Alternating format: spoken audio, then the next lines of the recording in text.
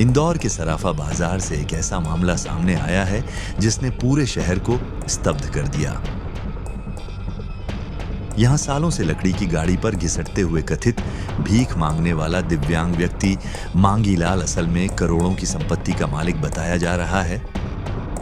शनिवार को महिला एवं बाल विकास विभाग की टीम ने भिक्षावृत्ति उन्मूलन अभियान के तहत सराफा क्षेत्र से मांगीलाल को रेस्क्यू किया। जांच में जो खुलासा हुआ वह किसी फिल्मी ट्विस्ट से कम नहीं है। दरअसल मांगीलाल चौहान कोई साधारण आदमी नहीं बल्कि करोड़ों की संपत्ति का मालिक बताया जा रहा है। शनिवार को हमने रात में स्पेशली इसी के लिए टीम भेजा था कि रात में रुक के वहां पे देखें, तो हमारी टीम लगभग 3 से 4 घंटे वहां रुकी। तो रात में लगभग 10 बजे के करीब ये व्यक्ति आया भिक्षावृत्ति करने, तो हमने उसका रेस्क्यू किया जी। कौन है और किस तरह? इसका नाम मांगीलाल है और एक प्रकार से कुष्ठ रोगी है ये व्यक्ति। उम्र कितना? इसकी उम्र 55 से 60 साल के करीब है और पिछले 8-10 साल से लगातार भिक्षावृत्ति कर रहा है, ऐसा बताया गया वहां के लोगों के द्वारा। और हमने इसकी जानकारी ली तो काफी संपन्न व्यक्ति है ये। प्रतिदिन जो अपना ब्याज पर पैसा दिया है वो उगाही करने भी जाता है ये। इसको अभी हमने शेल्टर हाउस में भेज दिया है, इसका उज्जैन में रेस्क्यू करके। वहीं मांगीलाल ने खुद भीख मांगने की बात को साजिश और लोगों की ईर्ष्या बताते हुए कहा कि वह सराफा के छोटे व्यापारियों को ब्याज पर पैसा देता था और वह बाजार में भीख मांगने नहीं बल्कि ब्याज की रकम वसूलने निकलता था। उसके पास इंदौर में 2 खुद के पक्के मकान और एक रेड क्रॉस सोसाइटी की तरफ से मिला फ्लैट है। इसके अलावा 3 ऑटो रिक्शा और एक मारुति सुजुकी डिजायर कार है। रेस्क्यू के बाद मांगीलाल को उज्जैन के सेवाधाम आश्रम में रखा गया है। कि मैंने कभी भीख नहीं मांगी। आपके पास पैसा कैसे आता था? फिर पैसा कैसे आता था? अरे मैं टेबल से का काम करता था ना भैया, मैं 1000 रुपए रोज तो मैं बुकिंग के ले लेता था मैं, और अभी ब्याज होना पैसा मिल जाता है, ऐसा है।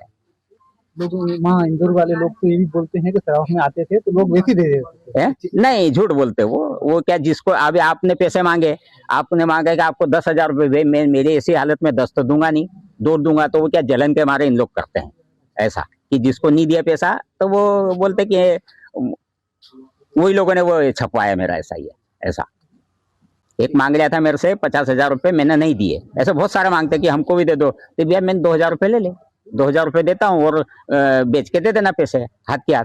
आज दे तो रोज की रोज तो मेरा लेना है, तो इसलिए नहीं दे लेते थे। और जिसको करना है 1-1, 2-2 हजार का धंधा वो लेता था। शनिवार को मैं जा रहा था बस उगाने, बस जा ही रहा रात को 10 बजे। वो मार्केट पूरा बंद था, सराफा में तो पहुंचा ही नहीं था मैं। बुढ़ाना मार्केट करके वो सुभाष नगर में कपड़ा की रेडीमेड का, तो दुकानें बंद हो गई थी। वहां से जा रहा था, एकदम मेरे को जाके उठा लिया और गाड़ी में बिठा दिया हम लोग। भाई कहाँ ले जा रहे हो, क्या है? मैंने बोला भीख नहीं मांगता हूँ, भिखारी नहीं हूँ। सब बोला, उधर जाते तो बोलते भी लोग कि भाई वो भीख नहीं मांगता, सब बोल देते, बाकी वो कोई माने नहीं, उठा के लिया है। अच्छे तो लग ही नहीं रहा मेरे को, यहाँ जबरदस्ती लाए तो किदी जैसा है मेरा, ऐसा काम है मेरा। तो यहाँ क्यों अच्छा लगेगा? मैंने कहा मेरा घर बार छोड़ के मेरे को उठा के जबरदस्ती ला के बोले कि आश्रम में ला जाके छोड़ रहे हो, बोले ये झूठे छाप रहे कि बोली ये भीख मांग लिया था, ये भीख के पैसे से ये बनाया। तो भीख के पैसे थोड़ी बनाया, मेरी मेहनत से बनाया भैया। ब्याजों ने कमाए, फिर कोई वो धंधा भी करे, मैंने सभी तरह के धंधे करे। इसी बीच इस पूरे मामले में मांगीलाल के भतीजे भीम सिंह चौहान का बयान आया है, जिसमें उन्होंने मांगीलाल के नाम पर कुछ भी न होने, ऑटो रिक्शा उनके खुद के नाम पर और कार बहन के नाम पर होने का जिक्र किया। हालांकि उनके भतीजे ने कहा कि अब तक मांगीलाल उनके साथ ही रहते थे, मैं उनकी देखभाल करता था और आगे भी करना चाहता हूं, लेकिन वे भीख नहीं मांगते, अपने ब्याज के पैसे लेने जाते हैं। उनके नाम पे फिलहाल में कुछ भी नहीं है। ये मकान और जो मकान बता रही है, ये मकान जैसे ये 3 मंजिला मकान बताया गया है, ये मकान मेरा है, मेरी मम्मी के नाम पे है, रजिस्ट्री है, और उस पर लोन लेके मैंने मकान बनाया है। किस्त में पूरी मैं भरता हूँ और इसका रिकॉर्ड वगैरह सब डॉक्यूमेंट में सब दे सकता हूँ। सालों का जो भी रिकॉर्ड है इसका पैसे का, वो कागज सब दे सकता हूँ मैं इस मकान का। मैं 3 ऑटो रिक्शा है, तो 2 ऑटो रिक्शा मेरे नाम पे है, मेरे खुद के ही है। मैं उसका सबूत दे सकता हूँ, मैं खुद के नाम पे मेरी गाड़ी है, उसकी मैं किस्त भरता हूँ 5। एक गाड़ी की किस्त मैंने 7 भर दी है, एक गाड़ी की किस्त 5 भर दी है। वो मेरे नाम पे गाड़ी है, रजिस्टर मेरे नाम पे, और रजिस्ट्रेशन के ऊपर मतलब वो रहता ना, क्या बोलते हैं, हाँ ऑटो नंबर रहता वो तो ठीक है, वो क्या बोलते फाइनेंस करा हुआ वो लिखा हुआ है, तो वो चीज़ मेरी है।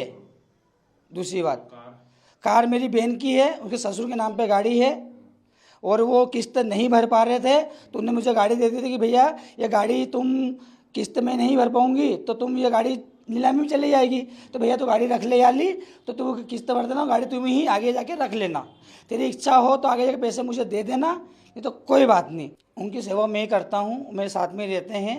पहले अलवासा रहते थे वो, अभी 6 महीने पहले अलवासा थे, उस 6 महीने बाद के बाद मैं यहाँ ले आया हूँ। ये मकान मैंने बना लिया था, तो मैं उनको लाचार व्यक्ति है तो मैं उनको मैं रखना चाहता हूँ, मैं रख रहा हूँ, सेवा करूँगा और आगे भी करूँगा, ऐसी बात नहीं है कि नहीं करूँगा। अच्छा, ऐसा अधिकारी बता रहे हैं कि वो भिक्षा मांग के जो है ब्याज पे पैसा चलाते थे। भिक्षा तो वो नहीं मांगते हैं, लेकिन क्या है कि उन्हें पैसे वहाँ ब्याज बांट रखे हैं, तो वो लेने के लिए जाते हैं और वो उनकी दिल की बात मुझे नहीं बताते हैं। ये मामला है, मैंने भी उनको देखा नहीं कि भिक्षा लेते हैं कि नहीं लेते, मुझे नहीं मालूम, लेकिन ये है कि उन्हें ब्याज पे पैसा वहाँ बांट रखा है, लेकिन वो लेने जाते हैं और वो डेली जाते हैं, ये मेरे को मालूम है। बहरहाल इस पूरे मामले में अब तक किसी पुलिस अधिकारी की तरफ से कोई आधिकारिक बयान सामने नहीं आया है और इस पूरे मामले में स्पष्टता का इंतजार है।